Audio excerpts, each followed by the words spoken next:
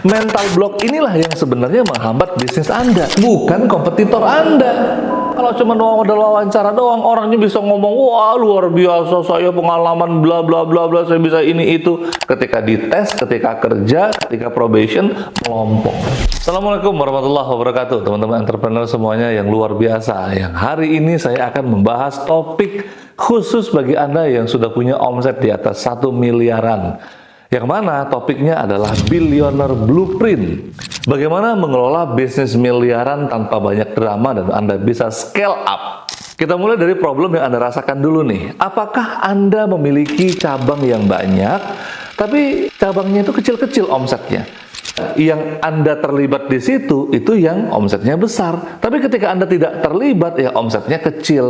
Atau masalah yang lainnya nih, Anda punya beberapa manajer, tapi Anda masih harus turun ke lapangan untuk menyelesaikan banyak masalah, harus mengambil keputusan, harus ngurusin perintilan-perintilan. Lah, ini manajernya kerjanya apa dong? Atau yang lebih parah lagi nih, omsetnya makin besar, Anda makin burn out, makin pusing, makin nggak punya waktu, sehingga Anda terpenjara di bisnis Anda sendiri. Masalah ini yang kerap dialami pengusaha yang omset miliaran, dan hari ini saya ingin sharing kepada Anda bagaimana memanage bisnis miliaran tanpa banyak drama dan Anda bisa scale up bahkan mewariskan bisnis Anda yang sustainable ini.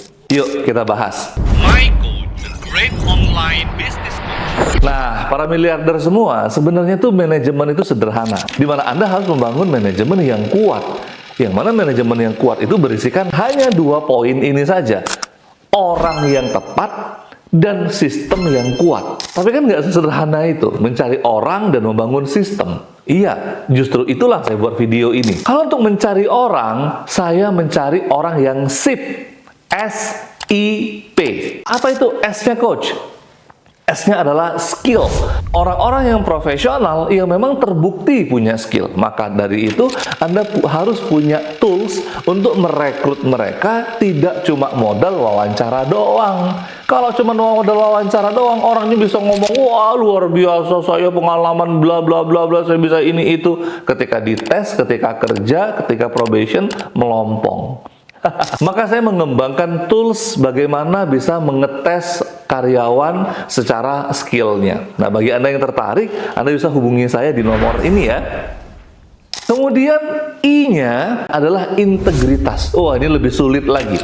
Kenapa? Anda harus mengetes orang ini jujur atau tidak, amanah atau tidak. Orang ini loyal atau hanya di depan Anda saja yang cari muka. Alat tesnya beda lagi. Yang terakhir P, ya, passion, di mana Anda merekrut orang yang punya passion dalam bekerja. Leader-leader Anda adalah orang-orang yang punya hasrat yang kuat untuk mewujudkan mimpi bersama Anda. Nah, ini rumus mencari orangnya nih. Nah, orang ini Anda letakkan di 3 level yang bertingkat. Level pertamanya itu top management, yaitu CEO atau direktur, yaitu mungkin Anda sendiri. Level kedua nih yang paling penting juga, yaitu level middle management, di mana Anda memiliki manajer dan supervisor yang handal, yang SIP tadi, skill, integritas, dan passion tadi. Baru yang terakhir adalah first line management, atau tim staff yang langsung berhubungan dengan konsumen atau mitra Anda. Kuncinya itu di middle management ini, karena mereka sering terhimpit oleh Anda yang mungkin punya visi besar, tapi mungkin mereka gagal mendeliver ke bawah, sehingga akhirnya kualitas bawahan Anda, kualitas staff Anda tidak mumpuni ketika melayani konsumen. Akhirnya konsumen merasa nggak puas, konsumen nggak balik lagi. Apalagi ini yang paling fatalnya, memanage database konsumen itu kacau, sehingga konsumen merasa risih dikejar-kejar oleh staff Anda. Nah, kalau Anda berhasil membangun satu lini manusianya ini, selamat. Anda sudah membangun satu kaki yang kokoh. Tinggal satu kaki lagi, yaitu sistem. Sistem ini ada 4 subdivisi lagi yang harus Anda bangun. Ada divisi operasional, divisi keuangan, marketing, HRD, dan di masing-masing divisi ini punya sistem kontrol dan sistem evaluasinya. Entah itu sistemnya KPI atau OKR, kemudian di masing-masing departemen itu ada SOP-nya, dan untuk memudahkan menjalankan mekanisme ini Anda menggunakan software. Tapi ingat, software itu bukan sistem. Software itu tools untuk menjalankan sistem. Nah, jadi jelas ya, orang yang tepat ditambah sistem yang kuat menghasilkan manajemen yang hebat. Ya, coach, kalau ngomong sih gampang, orang juga tahu. Tapi kan mencari orang yang tepat itu nggak gampang. Saya udah mencari nih, tapi gagal, coach. Saya ditikam sama karyawan yang saya percayai sendiri. Nah, ini muncul mental block dalam diri CEO-nya. Mental block inilah yang sebenarnya menghambat bisnis Anda, bukan kompetitor Anda. Kompetitor perubahan bisnis itu nggak ada artinya ketika Anda bisa bebas dari mental block, Anda punya power untuk menggerakkan bisnis Anda, dan Anda bisa berubah mengikuti perkembangan zaman. Insya Allah bisnis Anda akan sustain. Tapi ketika Anda dikurung dengan mental block, mau rekrut orang, duh coach, saya udah pernah rekrut GM, tapi kualitasnya biasa aja, malah nggak pantas digaji mahal. Akhirnya saya pecat. Tuh, mental block satu ya. Mau ngerekrut lagi, takut. Duh coach, saya udah pernah rekrut manajer, tapi manajernya culas. Skillnya sih oke, tapi orangnya culas banget. Saya ditipu habis-habisan. Tuh ya, akhirnya nggak berani rekrut lagi. Gara-gara hantu masa lalu, Anda nggak berani melangkah. Seolah-olah ketika Anda sudah merekrut seorang manajer yang profesional dan Anda gagal, seolah-olah itu akhir dari segalanya. Akhirnya apa? Anda kembali lagi jadi CEO, Chief Everything Officer. Ketika Anda berhasil memecahkan mental block Anda mulai berani merekrut orang-orang profesional. Dan katakanlah Anda tadi menemukan orang-orang yang sip, orang-orang yang punya karakter yang kuat dan tingkat produktivitas yang tinggi. Apakah masalahnya selesai? Oh, belum. Masalah berikutnya adalah kepemimpinan Anda. Iya, mayoritas orang-orang hebat itu nggak tahan dengan pemimpin yang seperti bos atau ngebosi. Mana kerjanya cuma perintah, nyuruh, pasang target dengan kalimat, pokoknya saya mau ini tercapai, pokoknya target harus begini, pokoknya bla bla bla bla. Nah, kalau sudah jadi telunjuk yang main, ini orang nggak nyaman. Definisi kepemimpinan adalah Anda punya pengaruh yang kuat untuk mendorong tim Anda dan mereka termotivasi dengan Anda. Tapi hati-hati, orang-orang profesional itu nggak gampang untuk dipengaruhi loh.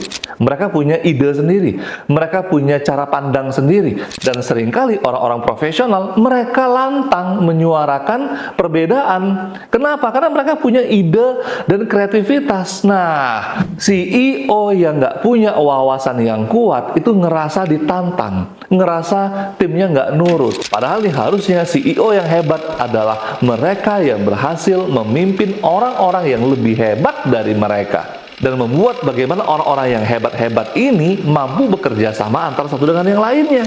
Ini yang sulit, karena orang-orang yang hebat, orang-orang yang profesional, mantan dari perusahaan besar, itu sulit bekerja sama dan mereka punya egonya masing-masing. Sama halnya ketika Anda melihat pemain bola. Pemain bola dalam satu lapangan nih, ada 11 pemain, itu kalau semuanya pemain bintang, wah, bukan main susahnya dikendalikan. Kenapa? Karena semuanya pengen menonjol, semuanya pengen memberikan yang terbaik, semuanya pengen punya ego masing-masing. Dibutuhkan pemimpin yang kuat untuk bisa memanage tim profesional. Karena kalau enggak, mereka akan keluar. Mereka akan buat usaha sendiri, atau mereka akan keluar dari perusahaan Anda dan mencari perusahaan yang lebih bonafit pemimpinnya, dan mereka merasa nyaman bekerja dengan pemimpin itu. Nah, jadi jelas ya, untuk bisa menggerakkan bisnis yang besar, Anda harus punya kepemimpinan yang kuat. Ciri pemimpin yang kuat yang lainnya adalah dia bisa melihat potensi masalah sebelum masalah itu terjadi. Dari mana, coach? Dia bisa melihat itu. Salah satunya dari data. Iya, data yang dia baca itu mencerminkan realita yang ada di lapangan. Sehingga dia tidak perlu terus-terusan turun ke lapangan, dia cukup melihat 1-2 kali sampel, dia cocokkan dengan data dan dia bisa melihat, oh ini ada masalah nih. Nih, dia bisa mencium aroma masalah di perusahaannya dia. Membaca data seperti apa, coach? Ya, setidaknya ada 3 poin dasar data yang harus Anda kuasai. Yang pertama adalah data konsumen. Jadi kalau Anda hari ini belum punya data konsumen atau belum mengelola data konsumen, aduh, tobatlah jadi CEO ya. Harus jadi CEO yang benar. Anda harus pantengin tuh, lihat mana konsumen yang loyal, mana yang repeat order, berapa persen yang loyal.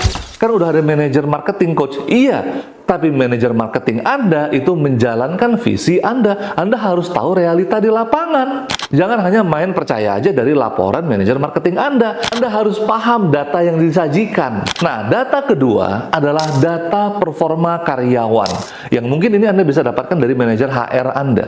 Kalau belum punya data performa karyawan, wah ini lebih parah lagi. Artinya Anda nggak bisa mengukur kinerja karyawan Anda. Artinya lagi, Anda nggak tahu mana yang underperform, mana yang perform, dan mana yang selalu achieve goals. Ini kacau banget, Pak. Kadang cuma ngerjain kegiatan-kegiatan yang sifatnya administratif, bukan hal-hal yang strategik. Bagaimana mengembangkan karyawan, bagaimana meningkatkan kinerja dan produktivitas mereka, sehingga mereka nantinya bisa naik level atau naik jenjang karir. Ini yang harus Anda pahami. Nah, data yang terakhir, yang ketiga nih, yang nggak kalah pentingnya adalah data laporan keuangan. Banyak banget CEO yang nggak ngerti membaca laporan keuangan secara tepat. Oke, Anda boleh mendelegasikan pencatatan keuangan ke accounting. Iya, tentu aja. Nggak mungkin Anda yang ngerjain keuangannya. Tapi Anda harus mampu membaca laporannya.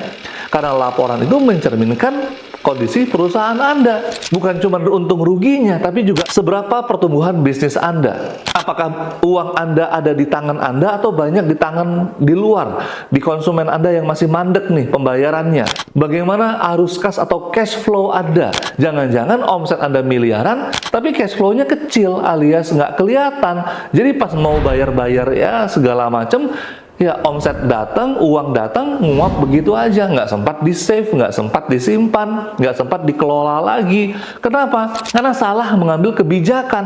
Nah, laporan keuangan ini adalah landasan ketika Anda mau ngambil kebijakan.